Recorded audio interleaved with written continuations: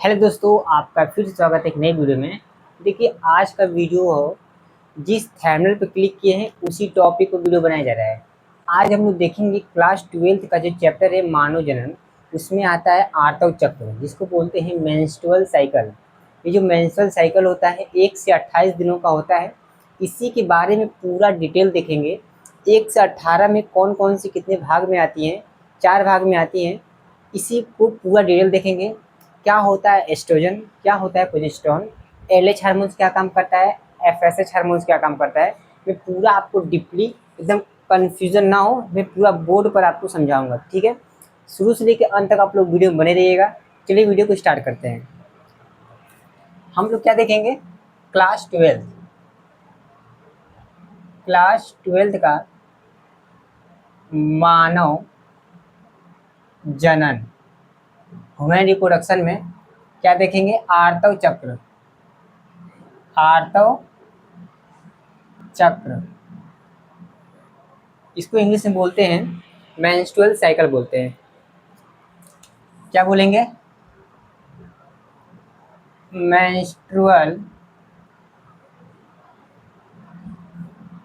Cycle. ठीक है, ये जो मेंस्ट्रुअल साइकिल होता है ये स्टार्ट कब होता है, ध्यान से देखिएगा।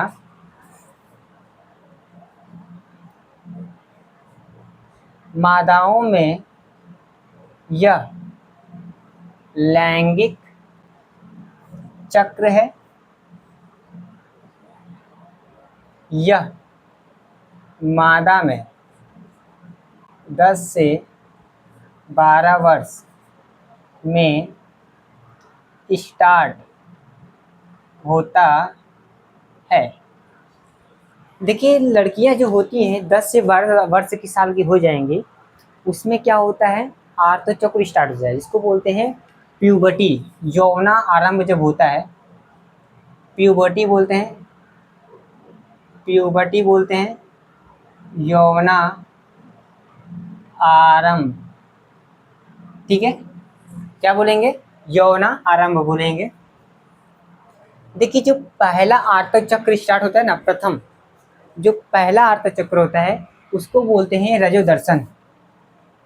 पहला आर्तव चक्र, जो पहला आर्तव चक्र होता है इसको बोलते हैं रजोदर्शन। रजोदर्शन इंग्लिश में बोलते हैं मीनार्च। मीनार्च, ठीक है, क्या बोलेंगे, मीनार्च बोलेंगे। अब ये आर्तव चक्र जो महिलाएं होती है 40 से 45 वर्ष की हो जाएंगी, तब लास्ट में ये आर्तव चक्र बंद हो जाता है। इस जो लास्ट में जो बंद होता है, इस प्रक्रिया को बोलते हैं हम लोग अंतिम आर्तव चक्र। जो अंतिम आर्तव चक्र होता है इसको बोलते हैं रजोनिवृत्ति। रजोनिवृत्ति इसको इंग्लिश में बोलते हैं मेनोपॉज। मेनोपॉज, ठीक है, समझ गए जी, आप लोग समझ चुके होंगे। ये देखिए अंतिम आर्तव चक्र हो गया। अंतिम के बाद मतलब कि 40 से 45 वर्ष, 40 से 45 वर्ष तब पूरी तरीके से क्या होगा, आर्तव चक्र बंद हो जाएगा। जो पूरी तरीके से आर्तव चक्र बंद हो जाएगा, जो लास्ट का आर्तव चक्र होगा उसको बोलते हैं रजोनिवृत्ति, मेनोपॉज बोलते हैं। जब पूरा 40 से 45 वर्ष में जो महिलाएं होती हैं उसमें आर्तव चक्र बंद हो जाता है, उसको बोलते हैं एमेनोरिया बोलते हैं। क्या बोलते हैं, एमेनोरिया। एमेनोरिया, ठीक है। मैंने आपको सिखाया था जनन स्वास्थ्य वाले चैप्टर में एमेनोरिया क्या होता है, डिस्मेनोरिया, एक सिखाया था मीनोरेजिया। मीनोरेजिया ये जो है, डिस्मेनोरिया जो होती है अत्यधिक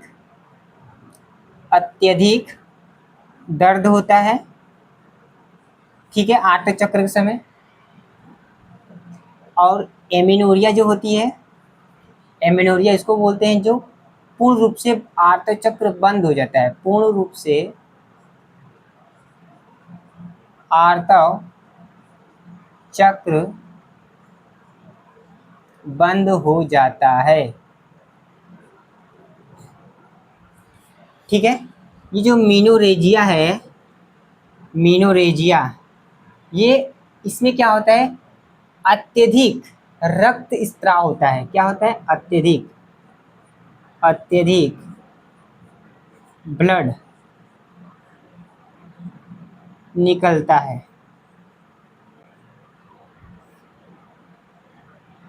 ठीक है, कोई दिक्कत नहीं होनी चाहिए। अब हम लोग देखेंगे कि जो लैंगिक चक्र है कितने दिन का चक्र होता है।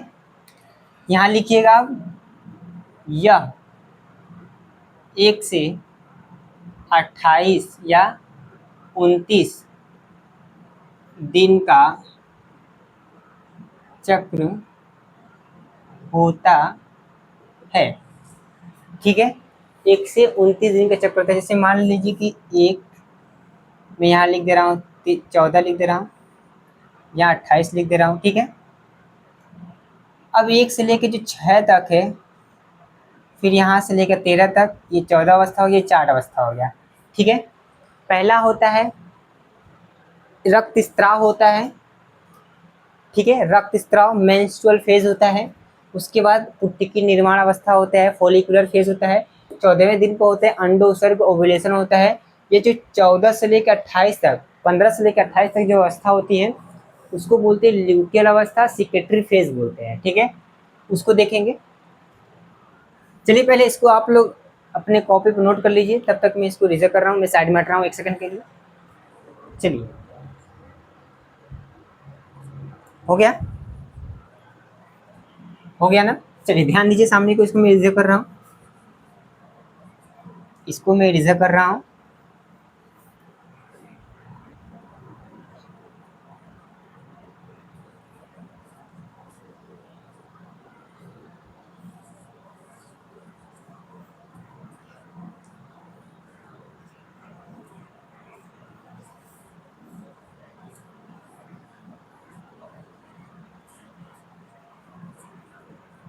ध्यान दीजिए, अब ध्यान दीजिए सामने की ओर देखिए।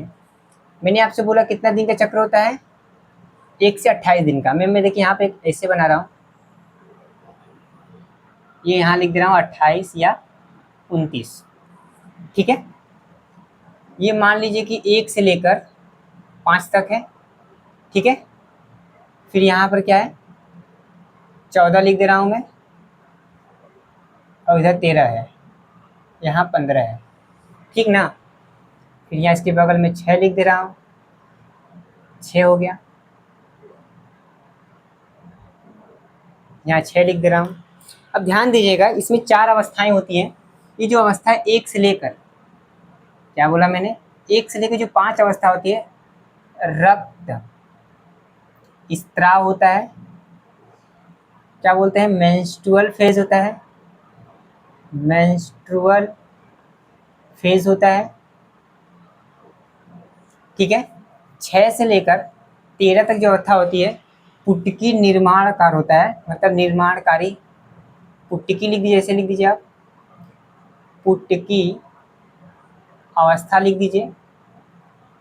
इसको बोलते हैं follicular phase, follicular phase, follicular phase बोलेंगे। जो 14वें दिन का होता है इसको बोलते हैं अंडो उत्सर्ग, इंग्लिश बोलते हैं ओव्यूलेशन। क्या बोलते हैं, ओव्यूलेशन बोलते हैं। 15 से लेके 28 दिन क्या है, 29 दिन का जो होता है ल्यूटियल अवस्था होता है, ल्यूटियल अवस्था। ये जो होता है इसको इंग्लिश बोलते हैं secretary phase, secretary, secretary phase बोलते हैं। ठीक है, तो जितनी भी 4 अवस्थाएं हैं ना, कितनी अवस्थाएं हैं, 1 2 3 4 अवस्थाएं हैं। इस पूरे स्त्राव मतलब कि पूरे अवस्था को हम लोग डिटेल पढ़ेंगे। देखिए ध्यान से, पहला देखेंगे हम लोग रक्त स्त्राव, ठीक है, इंग्लिश बोलते हैं मेंस्ट्रुअल फेज, ठीक है, क्या बोलेंगे, मेंस्ट्रुअल फेज बोलेंगे। इस अवस्था में क्या होता है, ध्यान से देखिए, मैं आपको मानव जनन चैप्टर जब पढ़ाऊंगा तो उसमें बताऊंगा आपको। एक होता है LH हार्मोन्स, एक होता है FSH हार्मोन्स। LH हार्मोन्स का नाम होता है ल्यूटिनाइजिंग हार्मोन्स, ल्यूटिनाइजिंग हार्मोन्स, ठीक है। FSH का नाम होता है follicle follicle stimulating stimulating hormones, ठीक है, समझ गए। ये जो है LH हार्मोन्स क्या काम करता है, FSH हार्मोन्स क्या काम करता है। देखिए जो FSH हार्मोन्स है ये ग्रेफियन ग्रेफियन ग्रेफियन पुट्टिका को प्रेरित करके क्या निकलवाता है, एस्ट्रोजन निकलवाता है, एस्ट्रोजन।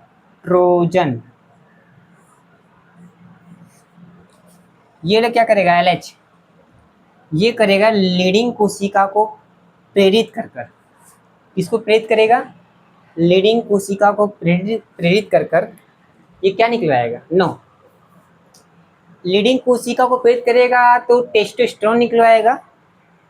अरे LH हार्मोन्स किसको, कार्पस लूटियम को प्रेरित करता है, निकलवाता है क्या, progesterone.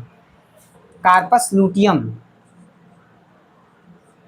Corpus luteum corpus luteum को प्रेरित करके क्या निकलवाएगा, प्रोजेस्टेरॉन, क्या निकलवाएगा, प्रोजेस्टेरॉन निकलवाएगा। ये क्या करेगा, एस्ट्रोजन क्या काम करेगा, देखिए गर्भाशय की भित्ति को बनाने का काम करेगा, गर्भाशय के भित्ति को बनाने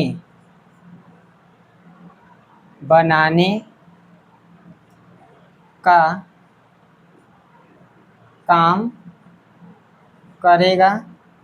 ये क्या करेगा, गर्भाशय के जो भित्ति है, लेयर, एंडोमेट्रियम, मायोमेट्रियम, पेरोमेट्रियम जो लिखाया था मैंने, बनवाने का काम करेगा। गर्भाशय की भित्ति को बनवाने का काम करेगा। क्या काम करेगा, बनवाने का काम करेगा, ठीक है। हम लोग को देख रहे हैं रक्त स्त्राव। इस अवस्था जो पहला अवस्था है, 1 से लेके 5 जो अवस्था होती है रक्त स्त्राव होता है। तो हम लोग को रक्त स्त्राव कराना है, कैसे होगा देखिए ध्यान से। मान लीजिए कि मैं एक गर्भाशय बनाया, ऐसे यहाँ सर्विक्स हो गया, उसके नीचे वेजाइना हो गया, फिर मैंने ऐसे बनाया था, आपको याद आ रहा होगा, धीरे धीरे, ठीक है, फिर ऐसे ऐसे बनाया था मैंने, याद आ रहा है, याद आ रहा होगा, आ रहा है ना जी। फिर मैं इसमें 3 लेयर बताया था, एंडोमेट्रियम, पायोमेट्रियम, एंडोमेट्रियम, मायोमेट्रियम, पेरीमेट्रियम, ठीक है। इधर भी 3 लेयर होगा, इधर भी 3 लेयर होगा, ठीक है। अब ध्यान दीजिए, गर्भाशय का भित्ति बनवाने का काम कौन कर रहा है, बनाने या बनवाने का काम, बनाने का काम। जैसे कि आपका घर है, तो आपको घर कौन बनवाता है, मिस्त्री बना देता है, फिर उसके बाद चला जाएगा। तो आपके घर वाले लोग क्या करते हैं, उसको रख रखाव रखते हैं, जैसे कि तो पुट्टी कराना, प्लस्तर कराना, ये कौन काम करता है, जैसे कि घर वाले लोग करते हैं, पापा मम्मी लोग करवाएंगे। तो वैसे ही एक बार घर बना देगा, कौन बना देगा? एस्ट्रोजन घर एक बार बना देगा, फिर उसका रख रखाव कौन करेगा? प्रोजेस्टेरॉन। ठीक है, तो आप देखिए, मान लीजिए गर्भाशय की भित्ति को तोड़ना है तभी ब्लीडिंग होगा, ठीक है। और यहाँ पर अंडक होता है, द्वितीयक अंडक, ये भी वेट करता है, निषेचन नहीं हुआ तो क्या होगा? यहाँ से होते हुए बाहर निकल जाएगा रक्त स्राव। तो आप देखिए एलएच की मात्रा हम कम करा देंगे तो प्रोजेस्टेरॉन की मात्रा कम हो जाएगी कि नहीं, ये बताइए आप। ध्यान से देखिए, प्रोजेस्टेरॉन की मात्रा कम हो जाएगी। जब में एलएच की मात्रा कम हो जाएगी तो प्रोजेस्टेरॉन की मात्रा कम हो जाएगी। जब प्रोजेस्टेरॉन की मात्रा कम हो जाएगी तो गर्भाशय की भित्ति क्या होगा? ये टूटने लगेगा, रक्त स्राव होने लगेगा। तो क्या हो जाएगा? द्वितीयक अंडक व टूटी हुई गर्भाशय भित्ति, ये क्या होता है? रक्त स्राव होता है, ठीक है। इस अवस्था में कैसे कैसे टूटता है मैंने आपको बता दिया। इस अवस्था में क्या होता है? एलएच की मात्रा हो जाए कम, एलएच की मात्रा कम तो प्रोजेस्टेरॉन की मात्रा कम। प्रोजेस्टेरॉन क्या काम करता है? गर्भाशय की भित्ति को बनवाने का काम करता है कि बनवाए रखने का काम? तो बनवाए रखने का काम करता है प्रोजेस्टेरॉन, ठीक है। तो इसकी मात्रा कम हो जाएगी तो गर्भाशय भित्ति नहीं बन पाएगा, टूटने लगेगी। जैसे आपका जैसे पानी उनी बरस रहा है, इसका रख रखाव नहीं करेंगे तो पपड़ी छूने लगेगा, छोटे छोटे गिरने लगेगा। तो इसका रख रखाव नहीं करेंगे तो क्या होगा? पपड़ी छूने लगेगा। तो वैसे ही प्रोजेस्टेरॉन क्या काम करता है? ये भी काम नहीं कर पाता है, इसकी मात्रा कम हो जाएगी तो ये टूटने लगेगा तो ये ब्लीडिंग के साथ बाहर निकल जाती है, ठीक है। अब हम दूसरा देखेंगे, फॉलिकुलर फेज। चलिए इसको स्क्रीनशॉट मारिए, मैं साइड में हट जाता हूँ।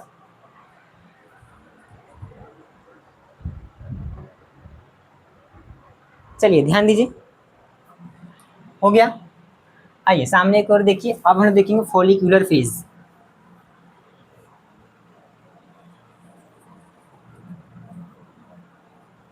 इसको मैं पूरा इरेज कर दे रहा हूं, आप लोग लिख चुके होंगे।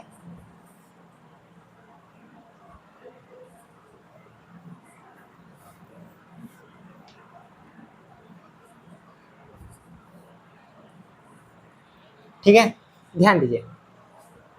अब हम दूसरा देखेंगे, पुट्टिकी अवस्था। ये पुट्टिकी अवस्था क्या है? इसको बोलते हैं फॉलिक्यूलर फेज। फॉलिक्यूलर फेज बोलते हैं। ध्यान दीजिए, फॉलिक्यूलर फेज में क्या होता है?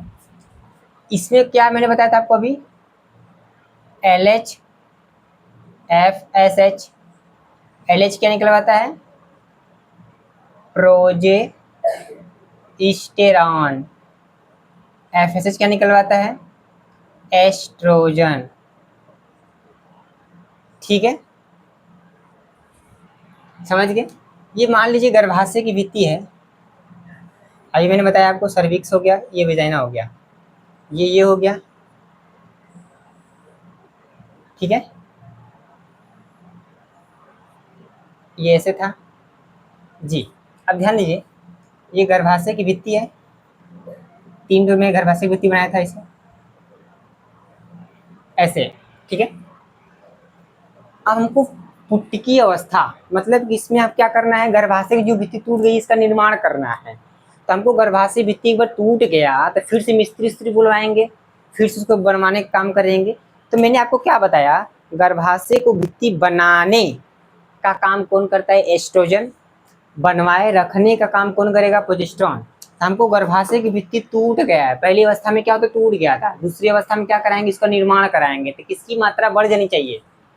तो मेन रूप से किसकी मात्रा बढ़ जानी चाहिए? FSH। FSH की मात्रा बढ़ेगी तो किसका मात्रा बढ़ेगा? एस्ट्रोजन की मात्रा। एस्ट्रोजन की मात्रा पूर्ण रूप से बढ़ जाएगी। एस्ट्रोजन की मात्रा बढ़ जाएगी तो गर्भाशय भित्ति निर्माण हो जाएगा। ठीक है, समझ गए। इस अवस्था में यही होता है। पहले अवस्था में किसकी मात्रा कम हो गई थी? एलएच। एलएच की मात्रा कम, प्रोजेस्टेरॉन की मात्रा कम, प्रोजेस्टेरॉन की मात्रा कम तो अंतर्गर्भाशय भित्ति टूट जाएगी। दूसरी अवस्था में क्या हो गया? जो दूसरा अवस्था है, इस अवस्था में किसकी मात्रा बढ़ जाएगी? एफएसएच की मात्रा बढ़ जाएगी। तो किसकी मात्रा बढ़ जाएगी? एस्ट्रोजन की मात्रा बढ़ जाएगी। एस्ट्रोजन की मात्रा बढ़ जाएगी तो क्या होगा? अंतर्गर्भाशय भित्ति का निर्माण हो जाएगा। अब हम लोग देखेंगे तीसरा अवस्था, अंडो उत्सर्ग, ओव्यूलेशन। अब मैंने बताया था जो पुटकी अवस्था होता है कितना से 6 से लेकर 13 तक होता है, उसको मैं बताया था कौन, जो रक्त स्राव होता है 1 से लेकर 5 तक, उसको लिख लीजिएगा। 6 से लेकर 13 तक होता है। ये जो होता है 14वें दिन तक होता है। 14वें दिन पर होता है अंडोत्सर्ग, ओव्यूलेशन। मैंने ओव्यूलेशन को इसी जगह समझा दे रहा हूँ। जैसे मान लीजिए फिमरी है, यहाँ पर अंडाणु था, ठीक है, यहाँ से गर्भाशय से भित्ति से जुड़ा था ओवेरियन लिगामेंट से, ओवेरियन लिगामेंट से। यहाँ से अंडाणु निकलकर ऐसे यहाँ पर आ जाएगा। इस अवस्था को बोलते हैं अंडो उत्सर्ग, ओव्यूलेशन। अंडो उत्सर्ग कराना है तो कैसे होगा? ध्यान से देखिए, अंडो उत्सर्ग कराना है, एलएच था, एक था एफएसएच। एलएच क्या काम करता है? जैसे कि एलएच ग्रेफियन पुट्टिका से, देखो ध्यान से देखिए, एलएच क्या कराता है? एस्ट्रोजन निकलता है क्या? प्रोजेस्टेरॉन, प्रोजेस्टेरॉन निकलता है, प्रोजेस्टेरॉन निकलता है। ये क्या निकल आएगा? ध्यान से सोचिए, बताइए दिमाग में क्या आ रहा है? एस्ट्रोजन। चलिए ठीक है, आज जो दिमाग में पहले सोच लिया है उसका एकदम सही चल रहा है, एस्ट्रोजन। अब ध्यान दीजिए, ये हमको कराना है अंडा का बाहर निकालना। तो अंडा किसमें था? ग्रेफियन पुट्टिका में था। किसमें था? ग्रेफियन पुट्टिका में। तो ग्रेफियन पुट्टिका, ग्रेफियन, जो मानव जनन चैप्टर नहीं पढ़ा है उसको ग्रेफियन पुट्टिका क्या, कार्पस लुटियम भी नहीं समझ में आएगा। सेकेंडरी फोलिकुलर फेज क्या होता है सब नहीं समझ में आएगा। जो पढ़ चुका है वही इसी को समझ पाएगा, नहीं तो मेरे चैनल को सब्सक्राइब कर लीजिए। मैं पूरा इसी टॉपिक पर वीडियो बनाता रहूँगा। डेली वीडियो आएगा हर टॉपिक पर, मैं पूरा क्लीन करते जाऊँगा आपको कॉन्सेप्ट को एकदम मजबूत करते हुए। ठीक है, जो ग्रेफियन पुट्टिका होती है, ग्रेफियन पुट्टिका, ये क्या काम करेगा? ये ग्रेफियन पुट्टिका जो एलएच हार्मोन्स है, एलएच, इस अवस्था में क्या होता है? एलएच की मात्रा बढ़ेगा, एलएच की मात्रा बढ़ जाती है। एलएच की मात्रा बढ़ती है तो ग्रेफियन पुट्टिका को प्रेरित करता है। ग्रेफियन पुट्टिका को जो प्रेरित करता है इसमें से क्या कराएगा? अंडो उत्सर्ग करा देगा। ग्रेफियन मान लीजिए, देखिए ये क्या है? ग्रेफियन पुट्टिका है, 4 लेयर होती है कि 3 लेयर होती है। ठीक है, 3 लेयर होती है ग्रेफियन पुट्टिका। जो तीसरा, 3 लेयर नहीं होती, 4 लेयर होती है। तीसरा लेयर में जो होता है एंट्रम बनता है, गह्वर बनता है। ठीक है, ये है। अब इसको एलएच हार्मोन प्रेरित करेगा तो क्या होगा? इसमें से जो अंडाणु ये है, अंडा के बाहर निकल जाएगा। ये टूटा हुआ भाग बच जाएगा। ये टूटा हुआ जो भाग है तीनों लेयर का बच जाएगा। इसका नाम होता है, टूटी हुई जो ग्रेफियन पुट्टिका, इसको बोलते हैं कार्पस लूटियम। कार्पस लूटियम इसी का नाम होता है, कार्पस ल्यूटियम। ठीक है, इसको क्या करेगा? एलएच हार्मोन प्रेरित करेगा तो क्या होगा? अंडक बाहर जाएगा। इस अवस्था को बोलते हैं अंडो उत्सर्ग। किसकी मात्रा बढ़ जाएगा? एलएच की मात्रा बढ़ जाएगा। ठीक है, इसको फटाक से नोट करिए। हम लोग चौथा अवस्था देखेंगे, ल्यूटियन अवस्था, सिक्रेटरी फेज बोलते हैं। ये जो सिक्रेटरी फेज में क्या होता है, मान लीजिए कि हम लोग अंडो उत्सर्ग करा दिए और निषेचन हो जाएगा तो हमको अंतर्गर्भाशय भित्ति को बनाए रखने का काम करना है। तो कौन बनवाएगा? इस अवस्था में क्या होता है? कार्पस लूटियम को प्रेरित करता है, निकालता है प्रोजेस्टेरॉन। प्रोजेस्टेरॉन निकलवाएगा तो गर्भाशय भित्ति बन जाएगा। क्या पता निषेचन हो जाए तो गर्भाशय भित्ति से जुड़ जा सकता है। ब्लास्टोब्लास्ट, ट्रोफोब्लास्ट सुने होंगे आप लोग। चलिए इसको स्क्रीनशॉट मारिए। हो गया। चलिए ध्यान दीजिए, एक अवस्था और बचा है, उसके बाद ये वीडियो को समाप्त करते हैं हम लोग। देखिए बेहतरीन बेहतरीन आपको इस चैनल पर एकदम मस्त मस्त आपको बायोलॉजी से रिलेटेड जो एकदम कॉन्सेप्ट को क्लियर करा देगा। बस आप लोग शुरू से लेकर अंत तक बने रहिएगा। मेरा दावा है कि बायोलॉजी में आपको इतना मजबूत बना दूंगा कि आप सोच नहीं सकते। मैं किस चैनल से पढ़ाई कर रहा था, छोटे छोटे वीडियो को बस मैं आप लोग देखते रहिए, जितना मिनट का भी बन रहा है, 10 मिनट 20 मिनट जो भी, ठीक है। चलिए तीसरा अवस्था क्या है कि चौथा अवस्था है, चौथा अवस्था है, चौथा अवस्था क्या है, ल्यूटियल, ल्यूटियल अवस्था, सिक्रेटरी, सिक्रेटरी फेज बोलते हैं, क्या बोलते हैं, सिक्रेटरी फेज बोलते हैं। ध्यान दीजिए इस अवस्था में क्या होता है, कार्पस ल्यूटियम, कार्पस ल्यूटियम को क्या करेगा, एलएच, एलएच प्रेरित करेगा, ये निकलवाता है प्रोजेस्टेरॉन, प्रोजेस्टेरॉन, जो प्रोजेस्टेरॉन निकलवाएगा, मान लीजिए कि अंडो उत्सर्ग हो गया, तीसरी अवस्था में क्या होता, तीसरी अवस्था में अभी, तीसरी अवस्था में क्या होता, अंडो उत्सर्ग हो जाता,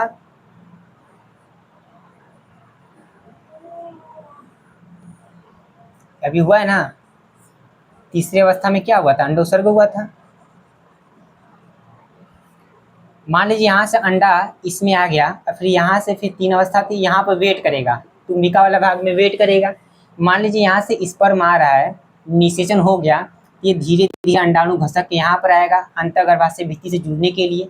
तो हमको क्या करना है, अंतर्गर्भाशय भित्ति को बनवाने का काम करना है ना, कि बने रहे, टूटे ना। तो इस अवस्था में क्या होता है, इसकी मात्रा बढ़ जाती है, प्रोजेस्टेरॉन की मात्रा बढ़ जाती है। प्रोजेस्टेरॉन क्या काम करता है, गर्भाशय भित्ति को बनवाए रखने का काम करता है, गर्भाशय भित्ति को बनवाए रखने का काम करता है। ये पूरा खत्म हो गया, पूरी चारों अवस्था खत्म हो गया। मैं पूरा डिटेल बता दिया कि कैसे कैसे कौन सी अवस्था में कौन से हार्मोन्स कम होगी, कौन सी किसकी मात्रा बढ़ जाएगी, ठीक है। मैं एक चीज़ आपको एक्स्ट्रा बताना चाह रहा हूँ, ध्यान से देखिएगा। जैसे पूरे जीवन काल में, जैसे मैंने बताया था कि आपको एक अंडाशय से, एक अंडाशय से कितना बताया था मैंने, हजारों की संख्या में क्या होती है, हजारों की संख्या में क्या होती है, ग्रेफियन पुट्टिका होती है, ग्रेफियन पुट्टिका होती है, ठीक है। एक अंडाशय में ग्रेफियन पुट्टिका होती है, दोनों हजार में कितना, हजारों ही की संख्या में 60 से 80 हज़ार होती है, ठीक है। कितनी होती है, 60 से 80 हज़ार होती है मैक्सिमम। लेकिन पूरे जीवन काल में 250 ग्रेफियन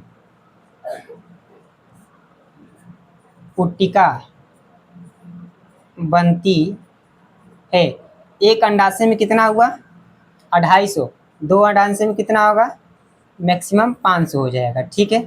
आप ये बताइएगा आर्तव चक्र कब स्टार्ट होता है, मैंने आपको कितने बताया, आर्तव चक्र स्टार्ट कब होता है, आर्तव चक्र, ये 500 कितना कैसे आया मैं बता रहा हूँ। आर्तव चक्र कब स्टार्ट होता है, मैंने बताया था आपको 10 से 12 वर्ष में, ठीक है, 10 से 12 वर्ष में स्टार्ट होता है, ठीक है।